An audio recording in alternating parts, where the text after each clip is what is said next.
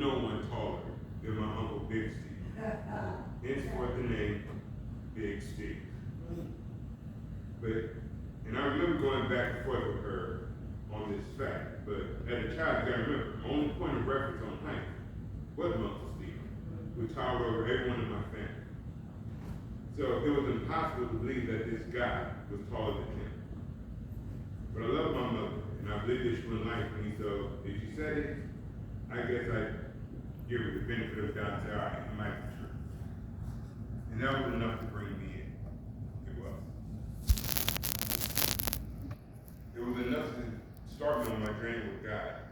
As Paul wrote in 1 Corinthians chapter 13, verse 11 in NIV, when I was a child, I thought like a child, I reasoned like a child. When I became a man, I put away the child bit behind me. What Ma told me as a child was enough to bring me to God, but it wouldn't be enough to keep me in God. So even to the second type of faith, which is more of a grown faith, the one that keeps you if you choose it. I heard this saying that in order to be old and wise, you must first be young and dumb. And I would like to add, and be blessed enough to survive. In 1 Corinthians 13, in King James Version, is titled The Way of Love. There are some verses that can be used for faith. For example, verses 8 through 10. But where there are prophecies, they will cease. Where there are tongues, they will be still. That's right. Where there is knowledge, it will pass away. That's right. What brings you to God is not enough to keep you in God. See, where there are prophecies, tongues, knowledge, in the beginning it's enough to bring you. The same with what Ma told me as a child. The same with what brought you in right now. It was enough to bring you. But what about when the prophecies stop? Or when the tongues are still? Or when the knowledge passes? What then? You stay the course, but do you leave? You allow God to move you to what brought you, to what will keep you. In this section of my life, I believe this is what he's been asking. Do I have the faith despite all that I see going on in my life, that it will be for my good? So you see, I've been picking through the book of Job a lot lately. Let's say, Pastor Warren, when I got taken, arrested, and then they sentenced me. So as the bail was taken away, Pastor Warren they told me to read the story of Joseph in Genesis. Genesis, read that all the way through. He told me to read the entire book of Job.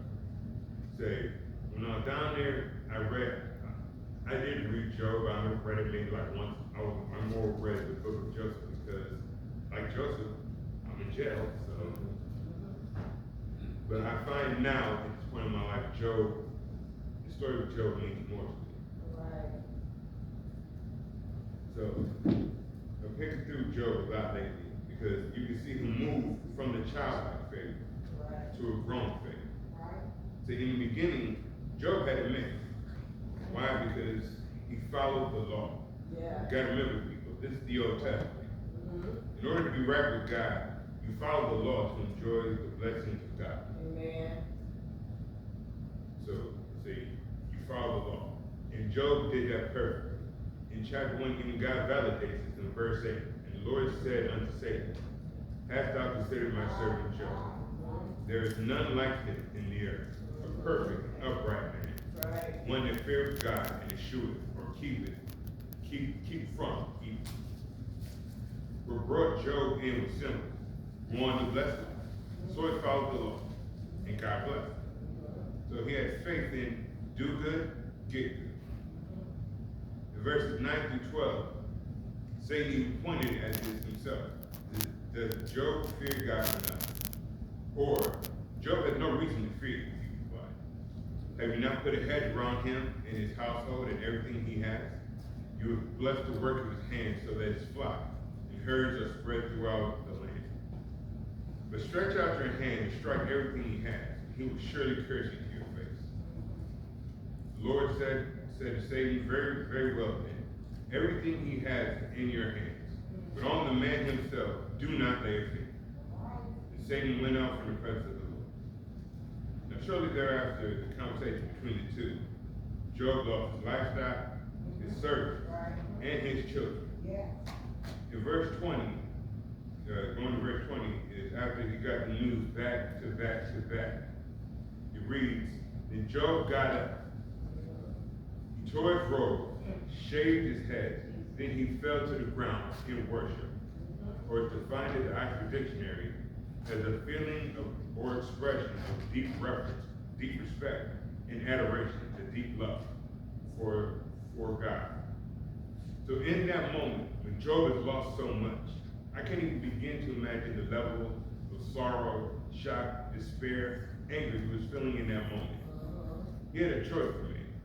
Sure, he could have given into his emotions and cursed God. But instead, he chose to worship God instead. Quick side note. Say, I always felt like when I was younger, I was terrible at worship until I found out what it really is. It's really not that complicated.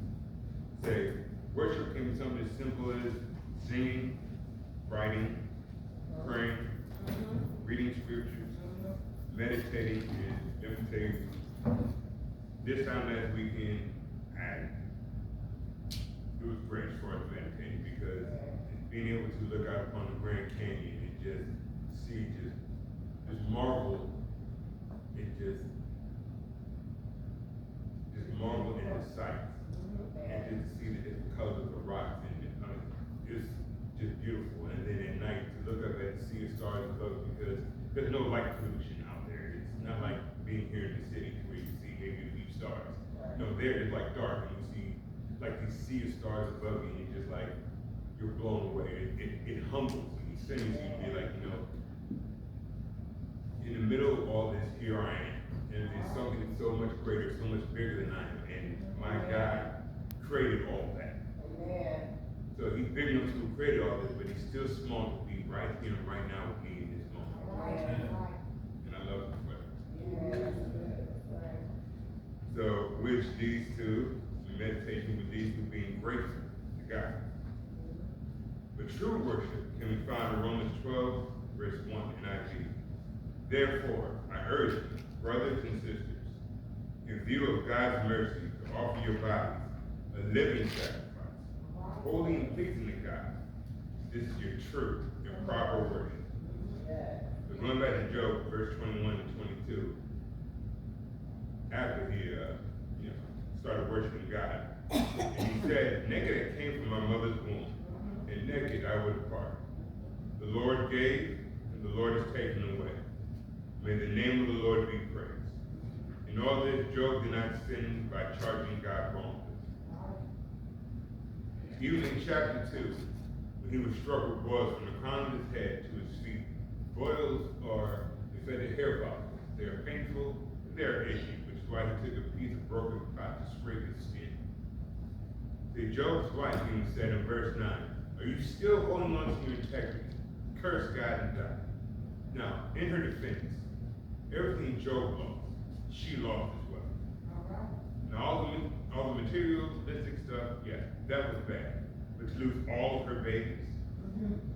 I know the wife and I, we love our children. But a mother's love and attachment to her children is different than the father's. My style is more as, well, I'll tell them it's probably not a wise idea for you to do that. And then give them a reason on why it's not a wise idea for you to do this.